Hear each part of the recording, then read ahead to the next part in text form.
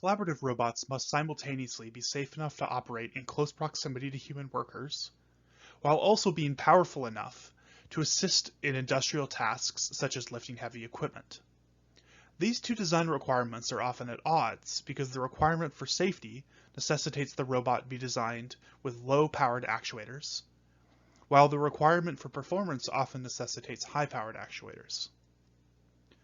One way of navigating this performance-safety trade-off is through the use of static balancing mechanisms to offset the robot's self-weight from the actuators, thus enabling the selection of low-powered actuators without unacceptably compromising the robot's performance.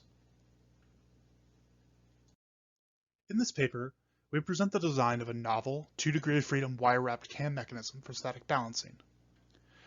This mechanism consists of two cams that contact idler pulleys that are mounted on prismatic joints. These joints are connected to springs that connect to wires that wrap around the idlers and terminate on the end of the cams. A spring is placed between the two prismatic joints that pushes the idlers against the cams. This makes the torque on each cam a function of both cam angles. The profile of these cams are represented in polar coordinates with a polynomial modal basis. The shape of the cams are designed using an optimization-based approach.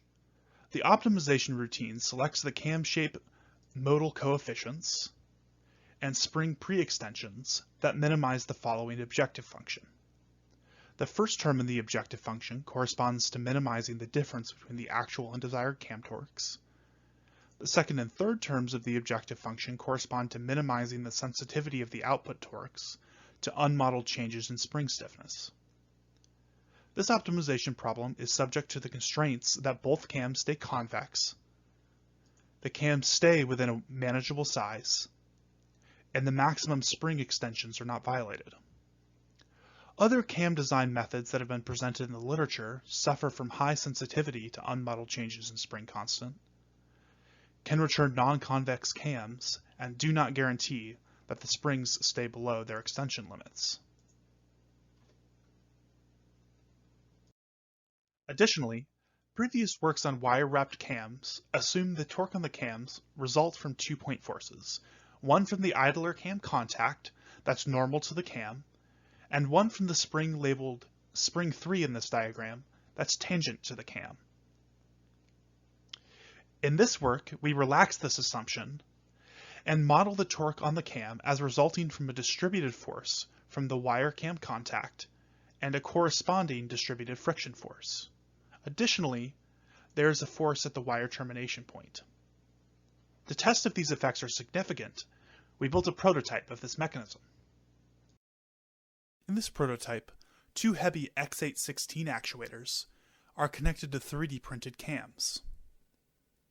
Linear guide rails are installed for the prismatic joints.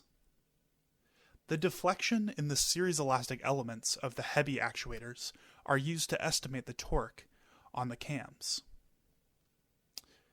The prismatic joints are connected to off-the-shelf McMaster-Carr springs.